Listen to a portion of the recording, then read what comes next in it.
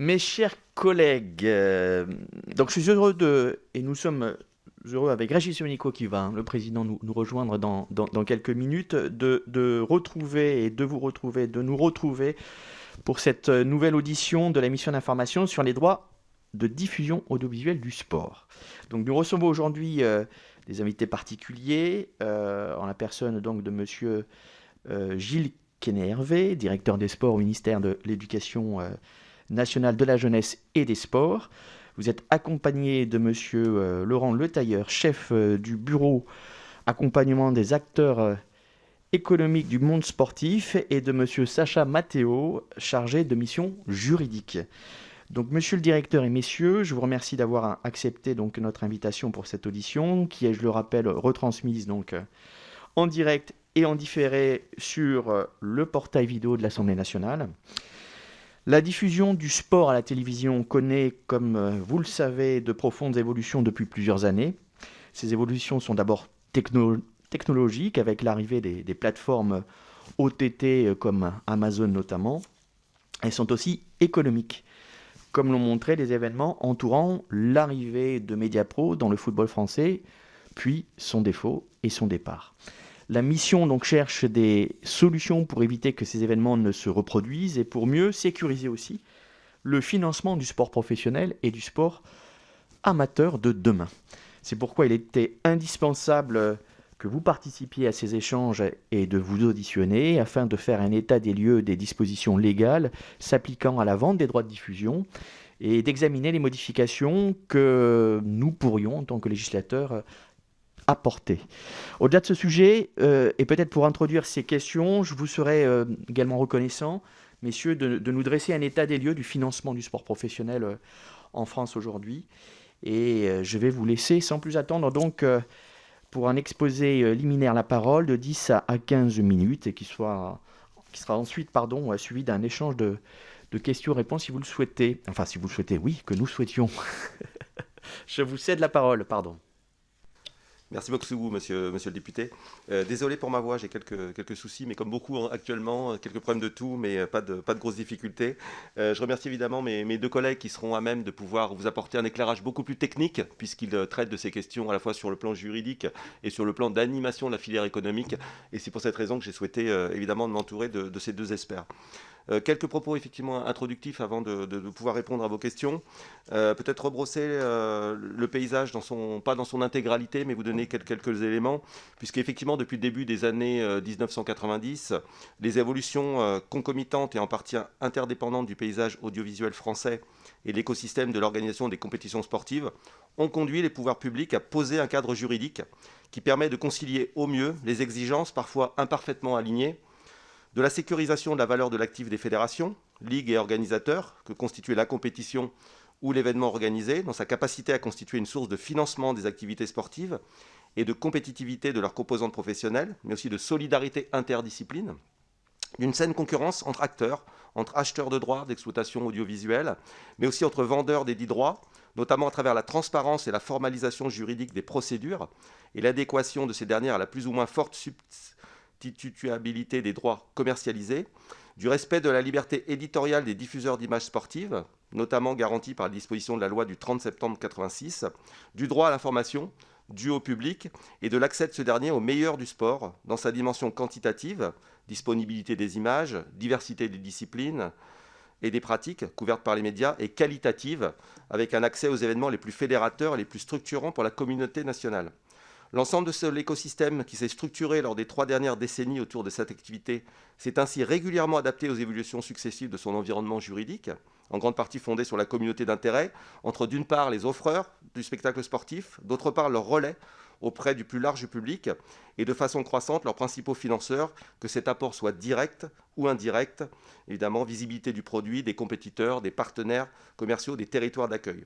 Donc d'un point de vue économique et concurrentielle, la caractérisation de marchés nationaux de cession des droits audiovisuels a pour sa part contribué à l'émergence d'un secteur de l'édition de services de communication audiovisuelle, diffuseurs d'images de sport, sous la forme de retransmission ou d'extraits établis en France et assujettis par ailleurs au régime général d'obligations et engagements incombant à ces opérateurs. Pour autant, ce paysage audiovisuel sportif français globalement équilibré a de façon croissante été confronté à la mutation d'une offre relativement restreinte entre quelques acteurs à l'origine, qui s'est rapidement accrue, portée par le développement des technologies de distribution et par la révolution numérique. Cette dernière a profondément et très rapidement modifié les usages, plaçant le consommateur en situation d'hyper-choix et donc de volabilité accrue et multipliant ses aspirations de plus en plus sophistiquées et multiformes. Une précédente étude de l'Observatoire de l'économie du sport, la Gen Z et le sport, réalisée en 2020, a permis ainsi d'établir que seulement 46% des jeunes de 10 à 18 ans utilisent la télévision pour accéder aux images et aux résultats de sport, contre 54% via Internet et les réseaux sociaux. Sur la seule population des adolescents de 16 à 18 ans, cette tendance est encore plus marquée. Donc pour répondre à l'expression de ces besoins, de nouveaux acteurs ont émergé, certains transférant leurs compétences et leur modèle de relation client, d'autres qui s'appuient sur le développement exponentiel de communautés numériques à l'échelle planétaire, permises par le développement du haut puis du très haut débit, pour proposer des solutions d'accès à la demande à toute forme d'image, amateur ou professionnelle. La place prédominante désormais occupée par Internet dans la société a permis par ailleurs à ces acteurs dominants sur ce média de s'assurer un volume de contact très important avec ses usagers, qui se traduit généralement par une captation de ressources publicitaires en croissance constante. Ainsi, la tendance à l'œuvre depuis la fin des années 2010, conduisant de grandes institutions sportives, fédérations nationales, ligues professionnelles de sport collectif, fédérations internationales à céder à ces nouveaux acteurs les droits d'exploitation audiovisuelle des compétitions qu'elles organisent, répond légitimement de leur point de vue au double souci d'optimiser leurs ressources, sur lesquelles repose en Europe une partie importante du financement du sport pour tous, au nom du principe de solidarité, et de fédérer largement un public déjà capté par ces nouveaux acteurs. Ce financement est venu relayer celui accordé à partir du milieu des années 2000 par les opérateurs de télécommunications, qui a pu être parfois remis en cause à l'aune des investissements nécessaires à la modernisation des infrastructures de réseau et au faible retour sur investissement de ces tentatives de diversification au sein de la chaîne de valeur. Conscient de cette nouvelle problématique, le ministère de la Culture et le ministère chargé des Sports ont entrepris en cette rentrée 2021 d'engager une réflexion sur l'adéquation du cadre juridique en matière d'audiovisuel sportif. D'une part, aux attendus fondamentaux d'une réglementation sectorielle en la matière, et d'autre part, aux attentes et aux réalités de la demande et de l'offre d'images de sport en cette fin de premier quart du XXIe siècle. Cette réflexion s'inscrit tout à la fois dans le cadre des travaux de suivi des évolutions du secteur audiovisuel en Europe, alimentant la réflexion permanente des États membres sur l'opérationnalité du cadre communautaire en la matière, des initiatives législatives et réglementaires visant à améliorer la gouvernance et la compétitivité des activités sportives et l'impact de ces dernières sur la société. Le ministère des Chargés des Sports se félicite par ailleurs de l'initiative de la mission que vous conduisez, dont la richesse des échanges entretenus en son sein avec l'ensemble des acteurs de la filière et les conclusions qui devraient en découler vont permettre d'alimenter de façon sans doute extrêmement pertinente la réflexion précitée, propre à déterminer une feuille de route d'évolution du cadre juridique en matière d'audiovisuel sportif. Donc un grand merci, messieurs les députés, de nous auditionner ce matin.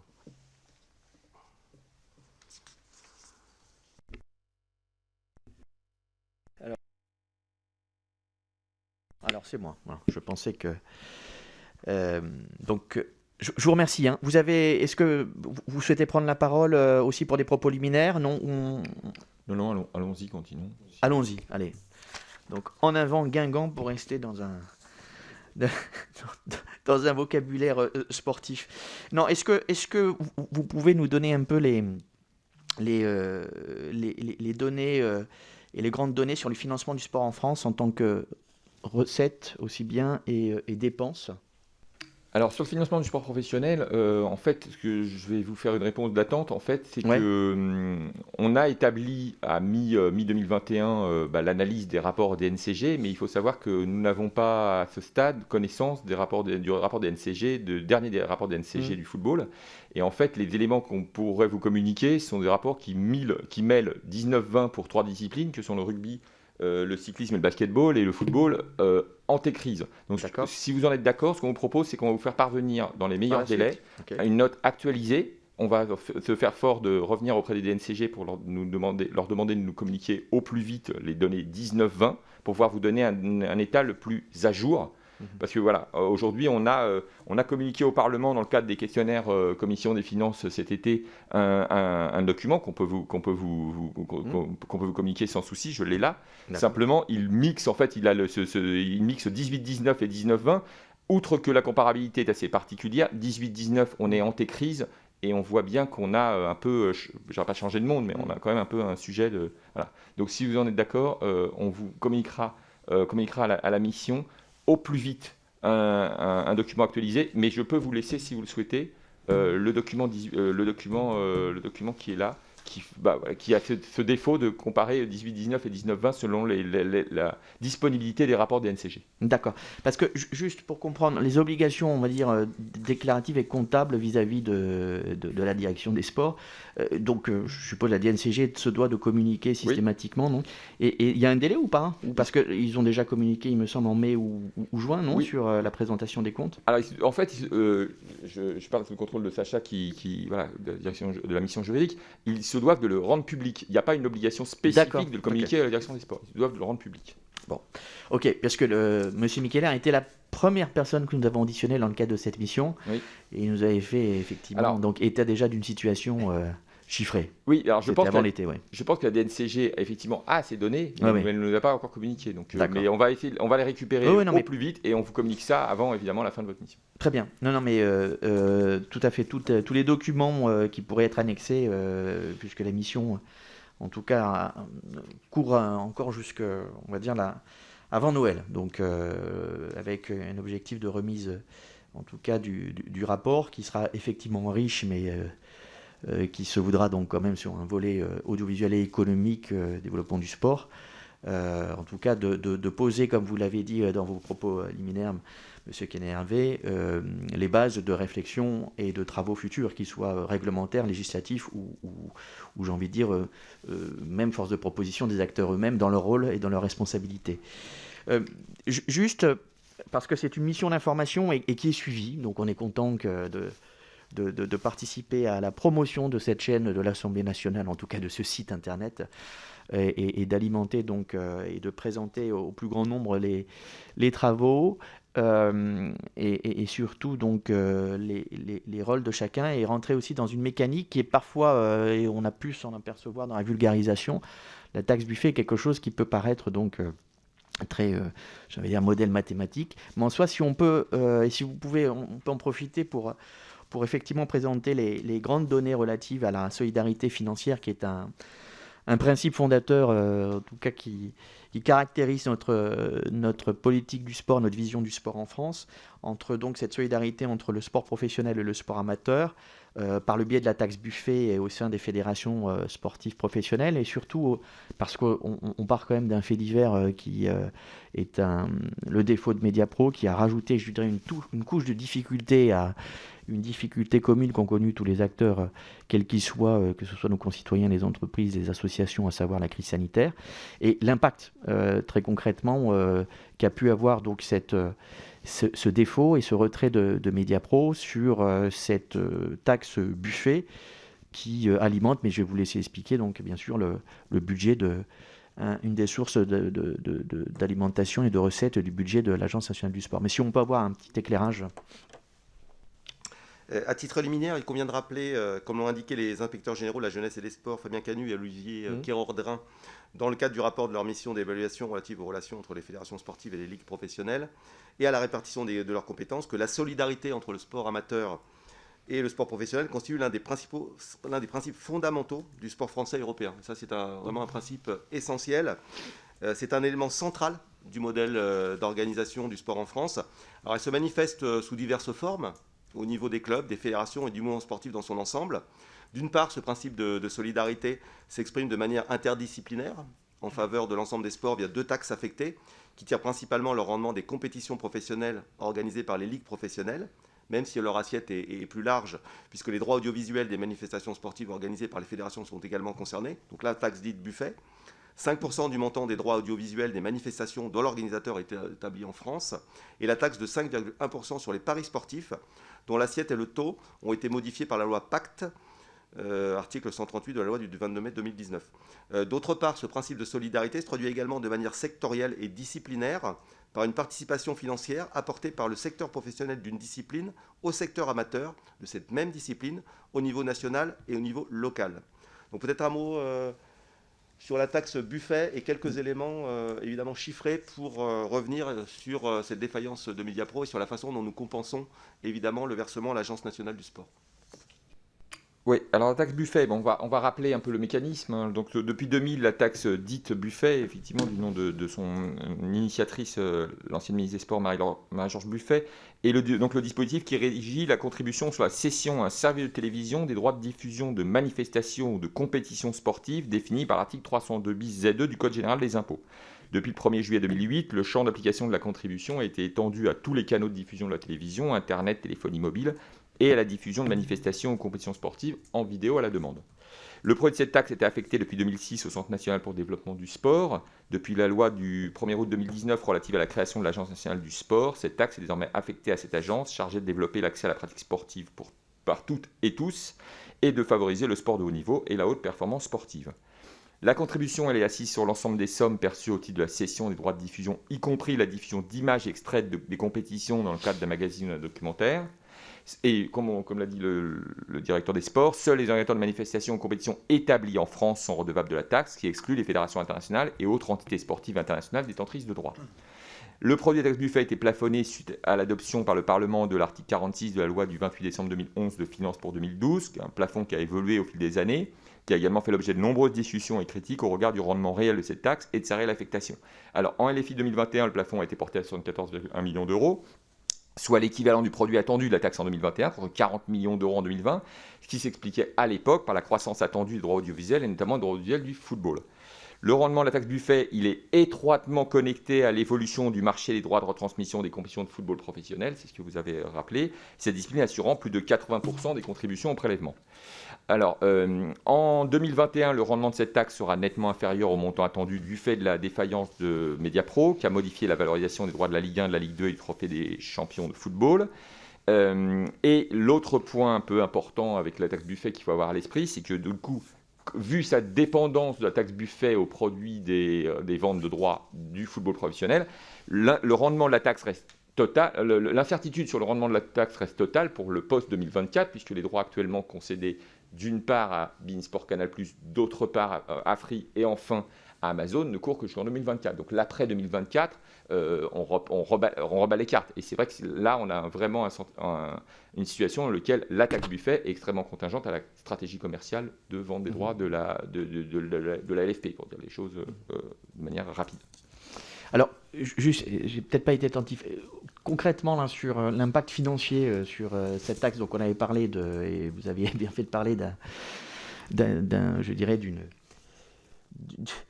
bonne nouvelle en 2020, puisqu'on avait réussi à obtenir conjointement avec le gouvernement, je dirais, une hausse du plafond concernant cette taxe Buffet, c'est-à-dire très clairement donc l'affectation qui en a été faite au budget donc de l'ANS, hein, de 40 à 74 millions d'euros, et patatras, donc le défaut Mediapro a remis très, très concrètement et d'un point de vue comptable, nous a ramené donc par le fait de ce défaut, naturellement, à ce plafond de 40 millions d'euros qui correspond a priori au rendement. Ce qu'on voulait savoir, c'est qu'il y avait eu une expression du gouvernement au travers d'Olivier Dussopt sur donc un engagement de la part du gouvernement pour venir pallier l'éventuelle provision, en sorte de provision de ce risque financier. Donc le risque maintenant est avéré.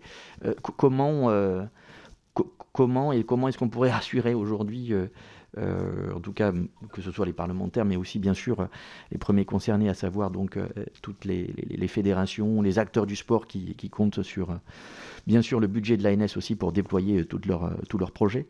Est-ce que c'est possible aujourd'hui d'avoir une position, ou est-ce que vous êtes en attente aussi je ne sais pas, également de chiffres? Je sais que peut-être comptablement c'est un peu compliqué, mais si vous pouvez juste nous éclairer là-dessus ou pas. Oui, on a procédé à des analyses, effectivement, et le manque à gagner va s'élever aux alentours de 25 millions d'euros. Ces 25 millions d'euros seront compensés par le ministère des Sports en gestion. Nous allons être en capacité de pouvoir donner au budget de l'Agence nationale du sport les 25 millions manquants pour atteindre la somme qui avait été évidemment validée par l'ensemble des acteurs. Voilà, donc ce qui veut dire qu'on n'est pas en train de déshabiller Paul pour habiller Jacques, c'est-à-dire qu'on est bien sur, je dirais, globalement, le budget sport ne sera pas entamé, en tout cas de ces 25 millions d'euros. Ce sont des redéploiements. C'est-à-dire que nous avons des opérations qui ont été différées, d'autres qui ont été amoindries, en raison notamment de la crise Covid, pour d'autres évidemment d'autres raisons, puisque des projets qui devaient se tenir soit n'ont pas abouti, soit ont abouti partiellement. Et donc en gestion, nous sommes capables de pouvoir dégager ces 25 millions d'euros et les redéployer, notamment sur ce dispositif taxe Buffet. Ok, point de précision qui était importante en tout cas et très clair. Juste, alors je profite que vous soyez assisté aussi par Monsieur Matteo, chargé de mission juridique en tout cas, mais peut-être expliquer, encore une fois dans le sens d'une vulgarisation, le principe des appels d'offres, rappeler la dimension européenne, le principe européen, mais aussi la déclinaison qui en a été faite ici et la transposition qui en a été faite en France sur ce principe de commercialisation des appels d'offres, sachant qu'il y a un point de particularisme concernant, en tout cas, le dernier appel d'offres et puis la mécanique d'appel d'offres et de commercialisation des droits TV par la Ligue professionnelle de football, c'est ce principe d'enchère, qui n'est pas forcément donc le modèle notamment qui a été choisi et préconisé par la Fédération française de tennis dans le cadre de la commercialisation des droits TV de Roland-Garros. Je dis ça puisqu'ils étaient donc interrogés par notre mission en début de semaine et c'est ce qu'ils nous ont présenté. Donc peut-être si on pouvait avoir un éclairage aussi juridique sur quelles sont je rappelle la dimension européenne et aussi sa transposition en France et quelles sont donc peut-être aussi les déclinaisons possibles d'appels d'offres. Alors, oui, tu veux le dire ? Bon, en fait, pour bien résumer, donc d'abord le cadre européen, il y a eu un certain nombre de sujets, notamment au début des années 2000, autour des conditions de vente de droits sportifs.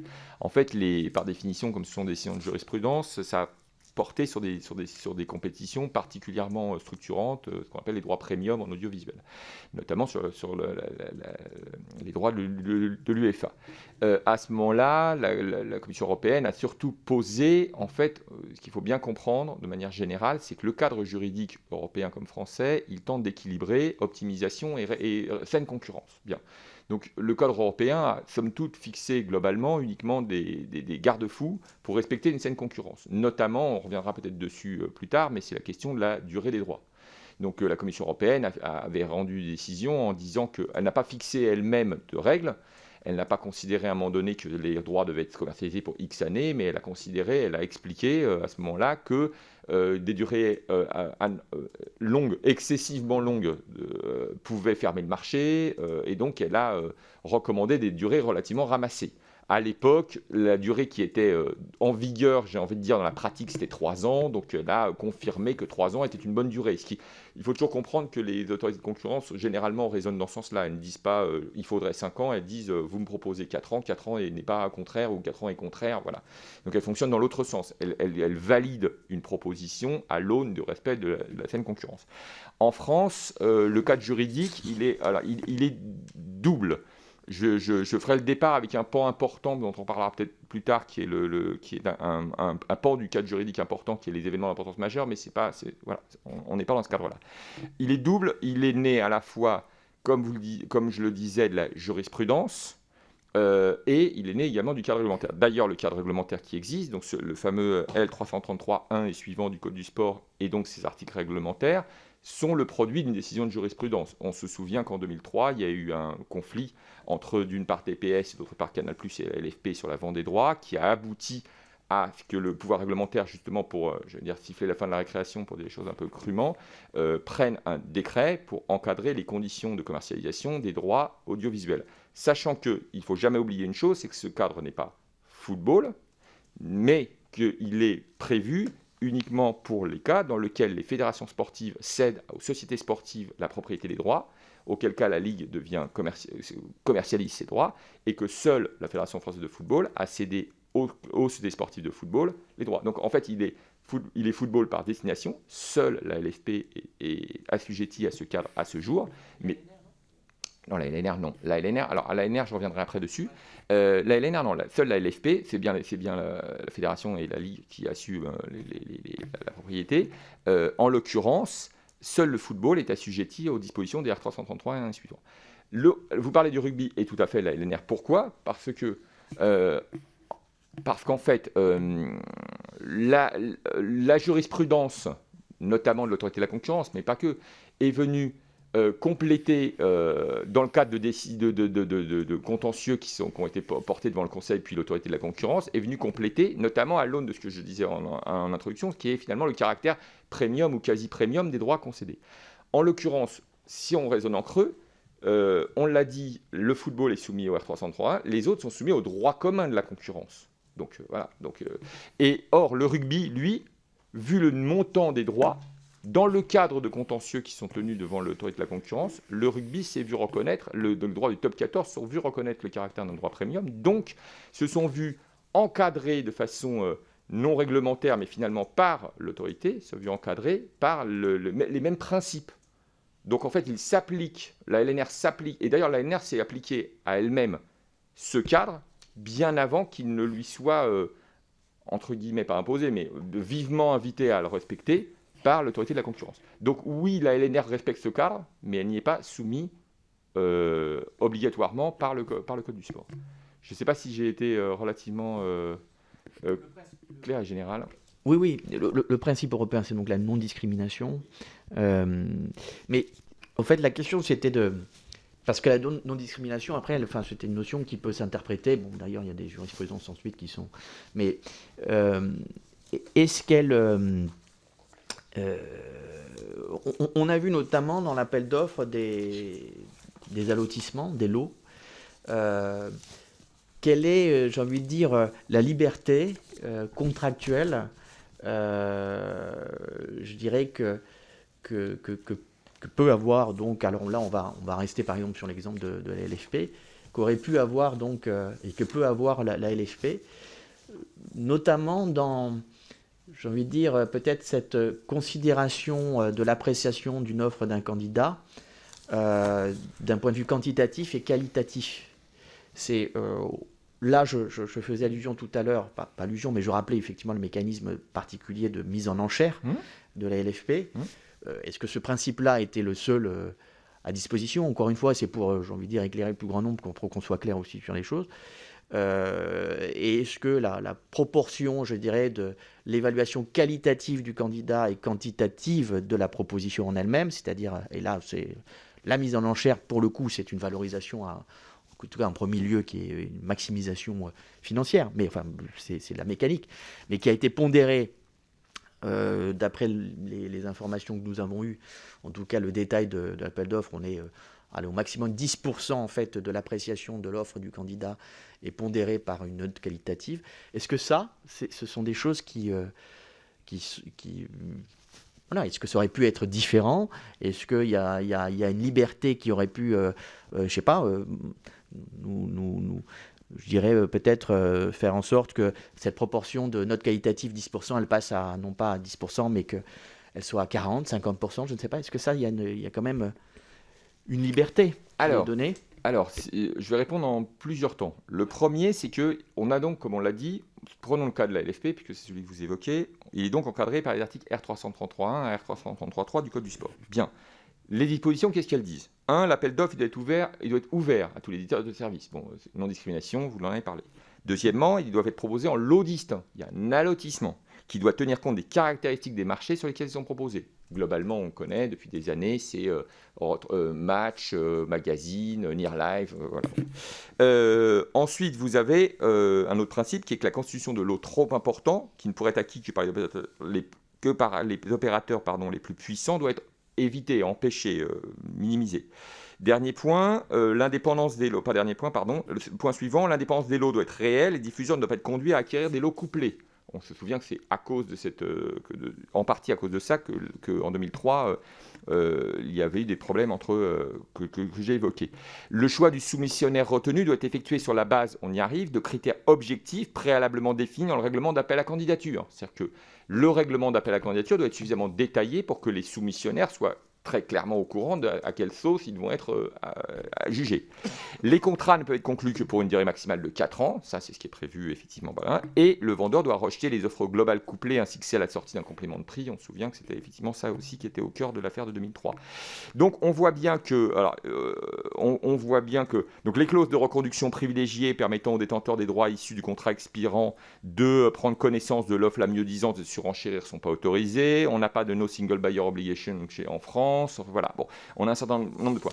Donc ça c'est le premier point, c'est ce qui est prévu, soit obligatoirement, soit qui est laissé à la liberté. Maintenant je vais rentrer dans le détail. Vous dites, est-ce qu'on aurait pu, est-ce qu'on pourrait encadrer différemment?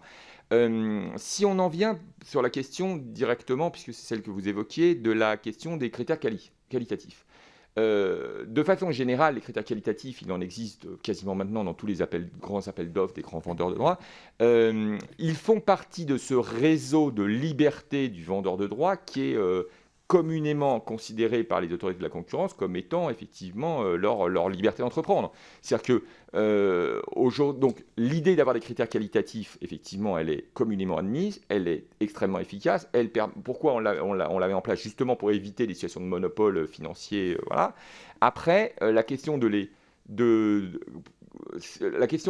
voir préciser, de les voir détailler, d'intervenir dans les conditions de pondération, etc., à ce jour a été considéré comme allant un peu au-delà de l'encadrement réglementaire. Encore une fois, on est dans une logique dans laquelle on a un sport professionnel qui se structure, qui se développe par ses moyens, en se régulant, sur lequel le ministère des Sports l'a régulièrement rappelé, ce sont des contrats de droit privé entre des acteurs.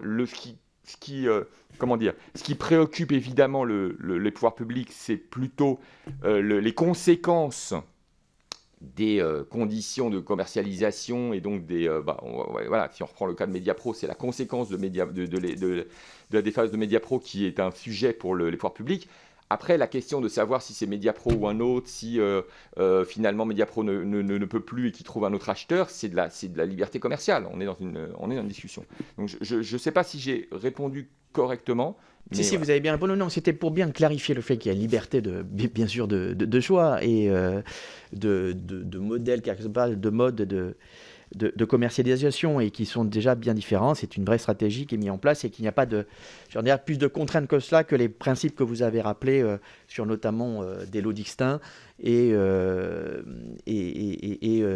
dirais un cadre qui encourage une mise en concurrence. Juste avant de céder la parole, et je salue donc l'arrivée de Monsieur le Président Régis Juanico, mais juste pour terminer parce que on l'a évoqué, mais très clairement l'allongement de la durée du contrat donc de commercialisation et d'exploitation des droits TV et en tout cas est une demande qui a émané de beaucoup d'acteurs auditionnés. La direction des sports y est favorable. Elle est aujourd'hui donc de 4 ans.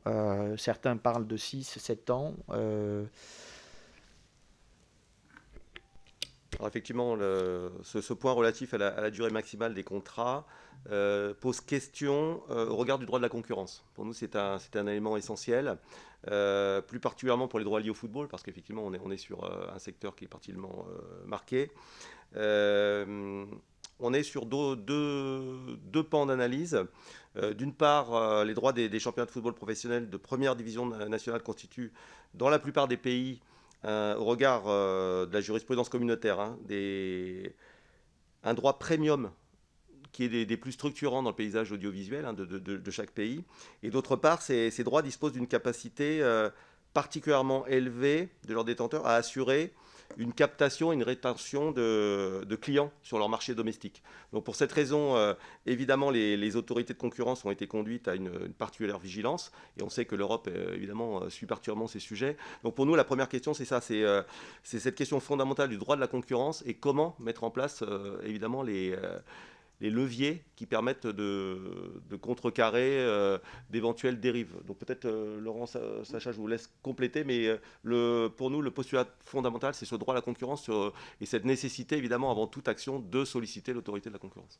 Oui, Oui, pardon. Oui, donc comme le disait le directeur des sports, les autorités de concurrence ont effectivement fait part d'une particulière vigilance sur ces questions. Et donc, comme je le disais tout à l'heure, il y a une décision du 23 juillet 2003, Ligue des champions de l'UEFA, dans laquelle la Commission européenne avait considéré que la durée des contrats pouvait constituer une restriction potentielle de la concurrence lorsqu'elle était disproportionnée, des contrats trop longs étant susceptibles de figer artificiellement le marché. Alors, comme je le disais, la Commission, à ce moment-là, n'a pas tiré de règle générale quant à la durée maximale souhaitable des droits. Elle avait constaté, comme je le disais, que les droits étaient conclus généralement pour 3 saisons. À l'époque, c'était un peu la norme. Et c'est donc cette durée initiale, je le rappelle, qui avait été retenue dans le décret de 2004, devenu les articles R333.1 à R333.3 du Code du sport. Alors, en 2007, en fait, le gouvernement a saisi l'autorité de la concurrence pour demander la prolongation de 3 ans à 5 ans à l'époque. L'autorité avait pris des positions. Alors, je ne vais pas vous relire les positions du Conseil de la concurrence, mais en tout cas, avait considéré que pourquoi pas rallonger. Le seul point qui était important, c'est effectivement, il y a cette question, la durée ne devait pas être trop longue, ça, ils avaient repris ça à leur compte, mais surtout, la question, c'était que le rallongement devait être pro-concurrentiel. C'est-à-dire que l'idée, c'est que les évolutions de règles de concurrence ne doivent pas, par définition, renforcer des positions de marché. Donc, à ce stade, ce que la direction des sports peut vous dire, c'est qu'en fait, prolonger de 4 à 5 ou 6 ans, à la limite, j'ai envie de dire presque pourquoi pas. Néanmoins, il y a une vraie analyse. Par définition, il faudra demander l'avis de l'autorité de la concurrence, qui sera la mieux à même, dont c'est le rôle, d'analyser si 5 ou 6 ans ne fait pas peser un réel risque sur la concurrence, sur le marché audiovisuel, et n'est finalement pas contre-productif également pour le cessionnaire de droits, plutôt que 4 ans. Voilà. Finalement, je rappelle quand même qu'en 2007, la demande était de 5 ans et que l'autorité avait plutôt conduit à ramener à 4 ans. Voilà. Mais le monde a changé. C'était il y a 14 ans et on l'a dit, le directeur l'a rappelé en propos liminaires, le monde a changé en matière d'audiovisuel sportif énormément depuis 14 ans, bien que la réglementation audiovisuelle soit bien souvent une réglementation de la première moitié des années 2000. Monsieur le Président. On a eu l'occasion, à travers les auditions qu'on a menées dans cette mission d'information parlementaire, d'essayer de disséquer ce qu'on a appelé le fiasco de l'affaire Mediapro pour l'attribution des droits sur 2018-2019. Et bien évidemment de recueillir un certain nombre de versions des acteurs qui peuvent différer. Mais après, c'est à nous, bien évidemment, de faire le tri et de regarder en recoupant un petit peu les versions des uns et des autres, de reconstituer les faits tels qu'ils se sont déroulés et d'essayer d'en tirer les meilleurs enseignements. Ministère des Sports garde quand même des prérogatives importantes en termes de, notamment, alors on dit plus tutelle maintenant, monsieur le directeur, on dit contrôle ou accompagnement, je ne sais plus trop, des fédérations sportives qui elles-mêmes, en subdélégation, exercent aussi, bien évidemment, ou mettent à disposition des ligues un certain nombre de compétences, mais il y a une chaîne de contrôle qui de fait existe, quoi, et heureusement, et fort heureusement, pour un certain nombre de sujets. Est-ce que par rapport à l'affaire Mediapro, il y a eu à un moment donné au ministère des Sports l'idée de se dire, on va peut-être essayer de lancer un audit ou une enquête, je dirais, alors, enquête administrative bien évidemment, sur la question Mediapro pour savoir voilà, où est-ce qu'on a dit c'est une affaire qui regarde la Ligue professionnelle de football, indirectement quand même un petit peu la Fédération française de football, même si bien évidemment c'est quand même d'abord la Ligue professionnelle de football, et que le ministère s'en tient simplement à ce qu'il voit, entend ou lit dans les commentaires qui sont faits sur cette affaire. Effectivement, on s'est posé la question parce que dans ces questions d'attribution et de mise en œuvre d'une politique commerciale, on s'est posé la question évidemment de savoir ce qui relevait d'un acteur privé et des conséquences économiques qui pouvaient en découler, évidemment, et d'autre part ce qui relevait de l'impact économique sur l'écosystème en général. Et là, dans ce cadre-là, effectivement, on avait davantage notre place et une position à tenir, mais sur un domaine beaucoup plus large et sur une approche beaucoup moins ciblée. Donc on s'est posé des questions, on a étudié, on a analysé, on a évidemment constaté un certain nombre de choses, notamment on s'est posé des questions sur cet appel à candidature, sur le positionnement de l'acteur et des garanties qu'il avait pu apporter, sur une prise de risque qui pouvait aussi avoir été pris par des attributaires sans disposer des éléments particuliers. Donc voilà, cette analyse a été menée. Au-delà, et une réflexion est toujours en cours, évidemment, sur le positionnement du ministère, puisque vous savez qu'on est en train de revoir ce positionnement, évidemment à l'aune d'un nouveau paysage sportif français, mais aussi d'une nouvelle approche d'un ministère qui interviendrait peut-être davantage en contrôle, alors non plus sous la thématique de la tutelle, mais sur un contrôle a posteriori des actions des fédérations et un accompagnement effectivement qui s'opérerait. Donc cette problématique a soulevé évidemment le rôle du ministère et notamment nous a amené à analyser effectivement les conséquences d'une telle problématique au regard des missions du ministère et de son implication, mais sur un écosystème beaucoup plus large. Donc ça a engendré effectivement une réflexion au sein de notre structure. Ça permet juste de compléter la question de Régis et de rebondir sur ce contrôle a priori, enfin a posteriori, vous disiez. Alors justement, est-ce que ça en vient à cette question, est-ce que vous ne pensez pas que de cette histoire-là, est-ce que vous avez des réflexions aussi pour peut-être voir si, est-ce que vous êtes, très concrètement, vous seriez favorable à la création d'une forme d'instance qui serait dotée d'une mission de concertation et de contrôle de l'attribution des droits de diffusion, notamment pour les principales compétitions sportives professionnelles? Alors cette création d'une instance supérieure a déjà été évoquée, je crois, par le passé, notamment lors de travaux qui ont évidemment amené à une réflexion en la matière. Une telle instance, alors d'après les informations dont on dispose, n'existe pas vraiment dans le paysage sportif audiovisuel européen. Donc il faudrait justifier, à notre sens, strictement son intérêt, évidemment, pouvoir mettre en avant des motifs impérieux d'intérêt général qui sont non couverts à ce stade, qui permettraient évidemment de justifier son existence, parce que la crainte ou une des problématiques qui pourrait voir le jour, c'est que cette attribution à un organe de ce type pourrait éventuellement restreindre l'exercice de la liberté d'entreprendre et du droit de propriété des organisateurs des compétitions sportives, avec évidemment comme corollaire les problématiques, les sujets que cela pourrait soulever. Donc on est en réflexion. Effectivement, il faudrait aller beaucoup plus loin dans l'analyse pour vraiment démontrer son utilité et voir de quelle façon on l'inscrit dans un paysage audiovisuel beaucoup plus large. Bon, je profite je profite de votre venue pour un peu tester vos appréciations au regard de propositions qui auraient été faites et qui ont été faites, pas auraient, mais qui ont été faites donc par beaucoup d'acteurs, certains acteurs plutôt, les ligues professionnelles notamment. Votre avis sur la constitution, la possibilité qui serait donnée donc aux ligues professionnelles de constituer une société commerciale pour la gestion des droits de diffusion? Je vais laisser mes collègues répondre plus précisément parce qu'effectivement, si tel devait être le cas, il y a plusieurs axes de réflexion qui devraient être évidemment pris en compte. Et je vais peut-être vous laisser détailler ces axes qui nous semblent essentiels. Oui, donc, votre question, je pense qu'elle fait évidemment, elle fait écho à l'article 10 bis A de la proposition de loi visant à démocratiser les sports en France, qui a été adoptée en première lecture le 19 mars dernier au sein de cette assemblée.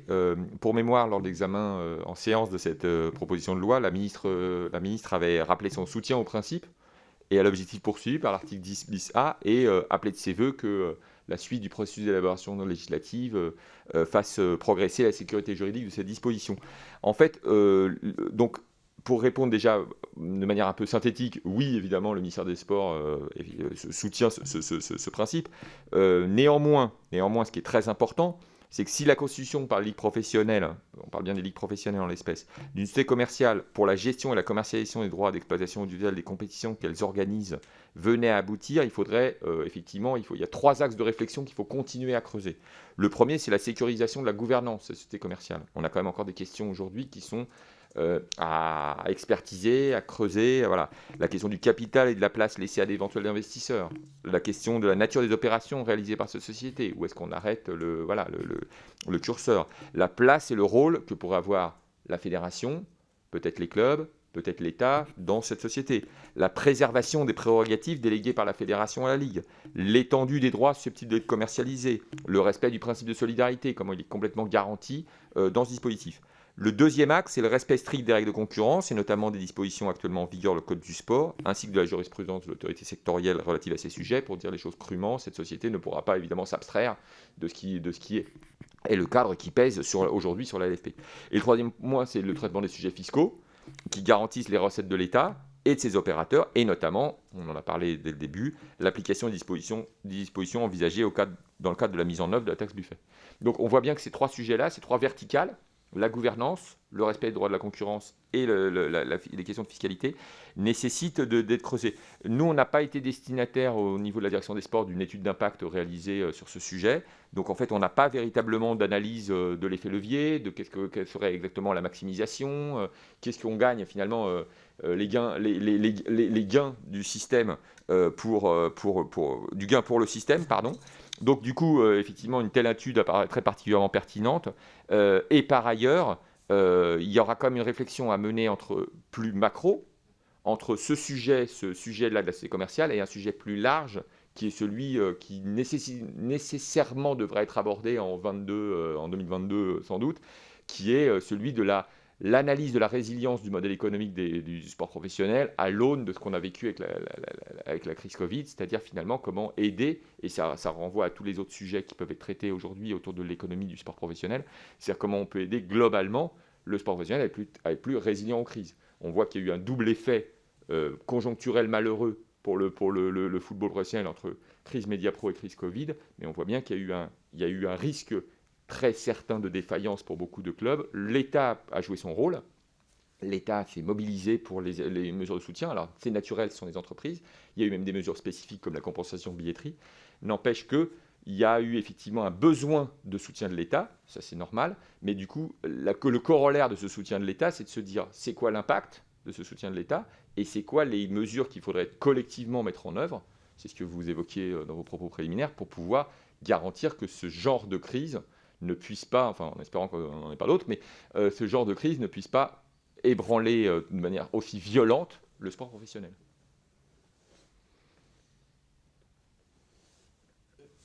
Juste, il y a une expérimentation qui a été faite, puisque la Fédération française de rugby a créé une société, en tout cas participé à une société commerciale, dans laquelle donc un fonds CVC Ce que je veux dire, c'est que effectivement, c'est un outil qui est déjà utilisé par les fédérations sportives pour pouvoir un peu, je vais dire, en tout cas, c'est l'objectif de sécuriser, de garantir donc, je dirais, une pérennité, une plus grande valorisation aussi, puisque je dirais cette participation à ce fonds le permet. Ce que je veux dire, c'est que je pense que c'est aussi quelque chose que vous regardez, puisque, et c'est quelques critiques qu'on a pu entendre, en tout cas quelques craintes aussi qu'avaient des acteurs du rugby, certains, en tout cas sur le fait qu'il n'y ait pas une ingérence, j'ai envie de dire, du fond dans ne serait-ce que le calendrier, ou qui...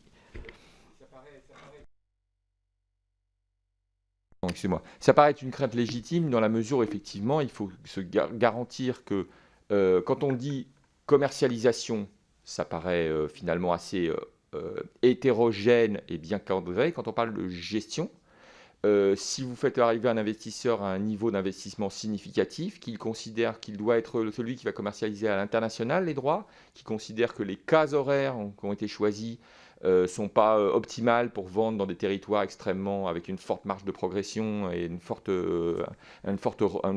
voilà, potentialité de revenus, où s'arrête exactement le rôle de l'investisseur dans l'aspect commercial et en remontant la chaîne dans l'organisation même du championnat, c'est quelque chose sur lequel il faudra être extrêmement vigilant. Les termes sont importants, parce que commercialisation et gestion, ce sont deux choses différentes. Donc aujourd'hui, juste pour être clair sur les prérogatives de la LFP et de la Ligue professionnelle, c'est la commercialisation et la gestion. Enfin, c'est une question. Oui, bien sûr. Mais c'est l'organisation du championnat des championnats professionnels et c'est la commercialisation des droits. Et donc, parce qu'au-delà de la gestion des droits de propriété, donc c'est la commercialisation et c'est l'organisation. Et de ce fait, la commercialisation, bon, c'est ce que voilà, la commercialisation, la question à laquelle il faut répondre, c'est est-ce que cette société fait mieux que la ligue elle-même? Finalement, c'est ça la question basique. Et la gestion, alors là, ça devient un peu plus complexe parce que c'est la question centrale, c'est où commence la gestion et s'arrête. Je rappelle quand même que c'est un mécano assez particulier. Les droits reviennent au club. Donc ça veut dire que du week-end au week-end, en théorie, c'est bien les clubs qui gèrent leurs propres droits. Okay. Et juste sur une actualité de la LFP, justement, puisqu'ils ont acté au conseil d'administration, je crois que c'était fin d'année dernière, la possibilité, en tout cas la création d'une société commerciale, me semble-t-il. Oui, effectivement, on a eu connaissance en fait de cette modification statutaire qui est venue en parallèle des travaux parlementaires que vous avez menés sur la question.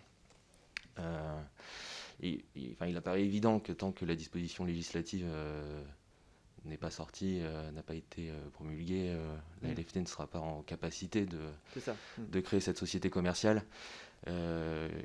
Voilà, on est effectivement attentif, vu que c'est une innovation juridique quand même sur un sujet qui est assez structurant. On est attentif à comment ça va se passer, on est attentif aux travaux parlementaires qui vont être menés au Sénat sur la question. Comme le disait Laurent, sur le champ des prérogatives et des missions qui seront réservées à cette société, et sur la préservation des prérogatives de mission de service public, qui sont celles de la Ligue et subdéléguées par la Fédération. Alors, juste, on teste encore deux propositions qu'on a largement entendues aussi, enfin une en particulier sur l'encadrement, le salary cap. Voilà, si vous avez une position, un commentaire à faire. Sur ce point-là, qui est peut-être une forme de régulation économique. Également, et vous l'avez évoqué, puisque tout l'enjeu aussi, qui est celui de toutes les ligues ou les fédérations qui exploitent des droits, c'est donc, à un moment donné, qui commercialisent des droits, c'est la maximisation du prix, la valorisation du prix qui est une source de financement, mais aussi donc l'exposition. Vous évoquiez, je voulais connaître un petit peu vos réflexions actuelles ou vos travaux en cours concernant une actualisation du décret des événements d'importance majeure qui est attendu depuis longtemps. Est-ce que vous pouvez nous éclairer sur les pistes de réflexion ou les préconisations que vous auriez en matière d'actualisation de ce décret? Alors tout d'abord sur le salary cap, effectivement, il y a une disposition dans le Code du sport qui prévoit déjà cette possibilité pour les fédérations. À notre connaissance, aujourd'hui, seul le rugby l'a appliqué de manière effective. Les DNCG peuvent être amenés, dans le cadre de leurs décisions, à prendre des décisions encadrant la masse salariale de certains clubs. On ne peut pas l'assimiler à du salary cap à proprement dit, mais ça en fait partie. Une position sur le salary cap en soi, c'est effectivement un outil qui peut amener une certaine forme de régulation en fait des sources de dépenses des clubs. Ça peut amener les clubs à se structurer et à investir les économies réalisées sur la masse salariale dans d'autres secteurs du club d'activité, que ce soit les infrastructures, la formation, le développement du marketing, la commercialisation. C'est un sujet qui revient souvent. Il me semble que la LFP d'ailleurs travaille dans le cadre de ses groupes de travail sur cette question-là. on entend souvent l'argument aussi qui fait sens que si seulement le sport français mettait en place en fait ce salary cap, il y aurait une perte de compétitivité tant économique que sportive au niveau européen. C'est un sujet qui, à notre sens, devrait faire l'objet d'une étude en fait approfondie pour vraiment arrêter les tenants et les aboutissants d'une telle question pour arriver à quelque chose de définitif. Mais à ce stade, en fait, ça relève a priori de la volonté des acteurs de le mettre en place. Vu que la LNR l'a déjà fait, il reste aux autres sports concernés à le mettre en place s'ils le souhaitent, de manière concertée. Une initiative, par exemple, du mouvement sportif au niveau international nous paraîtrait peut-être une bonne idée. On est en train de réactiver un certain nombre de structures pour avoir une influence beaucoup plus importante au niveau international. Charge après, évidemment, à l'administration, aux États, de travailler sur les conséquences fiscales, économiques, et donc de rentrer sur le côté technique. Mais ce sujet pourrait éventuellement être porté au niveau international par le mouvement sportif. Oui, sachant qu'il y a pour compléter, c'était salary cap et encadrement salarial, donc qui sont deux notions différentes, mais qui répondent peut-être à une maîtrise de ce poste de charge, et qui a connu donc une forte inflation, en même temps que, en tout cas si on le constate, une corrélation avec l'inflation des droits TV, qui est une bonne nouvelle en soi. Voilà. Donc sur le décret, pardon. Oui, alors, sur le décret, oui, tout à fait. Alors, en fait, d'abord, dans un premier temps, je vais quand même rappeler un point important sur ce décret EIM, parce qu'on en dit souvent parfois du mal, hein, et il est un peu critiqué. On parle souvent des trains qui n'arrivent pas à l'heure et on ne parle jamais des trains qui arrivent à l'heure. Il a quand même eu une vraie vertu depuis 17 ans. Je rappelle un exemple très simple. On se souvient qu'il y a 2-3 ans, il y avait quand même une tension sur la diffusion des Jeux Olympiques et Paralympiques de Paris 2024 qui avait été acquis directement par Discovery auprès du CIO. C'est grâce au fait que cet événement, les Jeux Olympiques, sont inscrits dans la liste qu'il y a pu y avoir la sous-licence de Discovery dans d'autres pays où voilà, ça s'est passé. Pardon ? Non, les Jeux Olympiques, effectivement, les Jeux Olympiques, pas les Paralympiques, mais tout à fait. Alors ça va faire le lien avec le deuxième point. Mais en tout cas, les Jeux Olympiques, il est permis de penser que s'ils n'avaient pas été inscrits sur une liste d'événements d'importance majeure, il n'est pas complètement certain que la marge de manœuvre de France Télévisions aurait été la même auprès de Discovery que dans d'autres cas.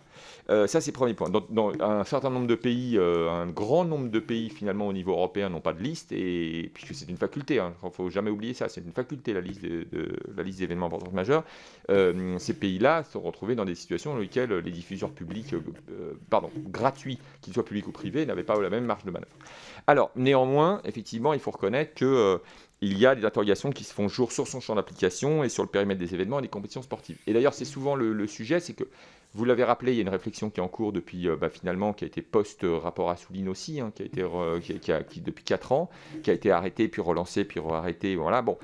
Simplement, aujourd'hui, et c'est ce que le directeur a évoqué en propos liminaire, il y a justement, et c'est un peu le cœur de la réflexion qui est lancée par le ministère chargé des Sports et le ministère de la Culture autour de l'adéquation du cadre juridique à l'évolution de la donne, à la fois en termes d'offres, mais surtout de demande, puisqu'on voit bien que la demande sociétale en termes de consommation des contenus sportifs audiovisuels changeait extrêmement vite.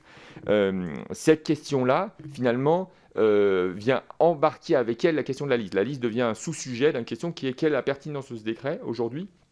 C'est un décret télé, 100% télé. On voit bien qu'on oppose les services de télévision à accès payant aux services de télévision à accès libre. Donc on est vraiment dans une logique télé. Or, on voit bien qu'aujourd'hui, de plus en plus d'acteurs, Amazon en est l'exemple frappant, arrivent en n'étant pas des services télé. Donc il est assez indispensable de réfléchir à cette question plus large du cadre du décret, qui d'ailleurs pose une question du cadre de la directive, puisque le décret ne fait que l'application de la directive communautaire.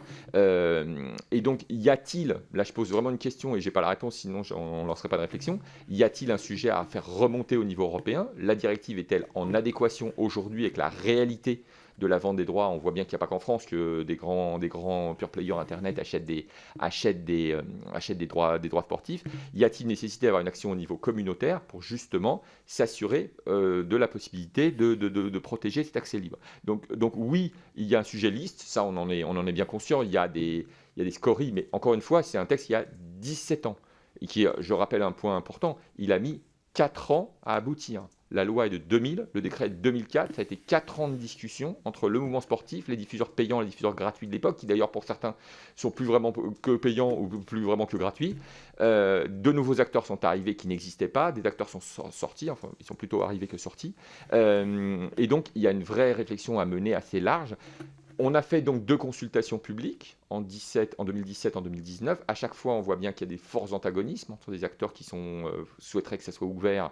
Les citoyens, puisque c'est une consultation citoyenne, sont assez demandeurs que la liste soit ouverte, parfois de manière très large. Je rappelle un point qui est très important. Dans la mesure où la France souhaiterait l'élargir encore, on a déjà eu la liste la plus longue d'Europe, 100% sportive aujourd'hui. D'autres pays ont des événements non sportifs, d'autres pays ont des listes moins longues. Certains pays, comme l'Angleterre, ont des listes à deux niveaux. Si on devait l'allonger, de toute façon, le juge de paix de la liste des événements d'importance majeure, ce n'est pas le gouvernement français, c'est la Commission européenne. Et donc, il faudrait justifier. Il y a des critères qui figurent dans la communication interprétative de la directive, des critères qu'il faudrait respecter, et il faut s'assurer que ces événements respectent ces critères. En 2013, il y avait eu un embryon de tentative du gouvernement de faire évoluer la liste vers davantage de sport féminin. Les premiers échanges préliminaires à une notification menée par le gouvernement à l'époque avec la commission avaient indiqué que ces événements, pour la plupart, ne passeraient pas les critères de la commission. Donc il faut bien avoir à l'esprit que le juge de paix, ça ne sera pas obligatoirement la volonté du mouvement sportif ou des citoyens ou du gouvernement de rallonger la liste. Parce que ce qui est facile, on pense tous à des événements complémentaires. C'est beaucoup plus compliqué quand on commence à devoir pointer ce qu'on enlèverait pour faire rentrer dans un gabarit plus proche de ce que nos voisins ont en termes de volume de liste. Écoutez, merci beaucoup pour votre contribution de ce matin et à tout le ministère des Sports et aux réponses détaillées et précises que vous venez d'apporter à nos questions. Nous en ferons bon usage, messieurs. Merci beaucoup.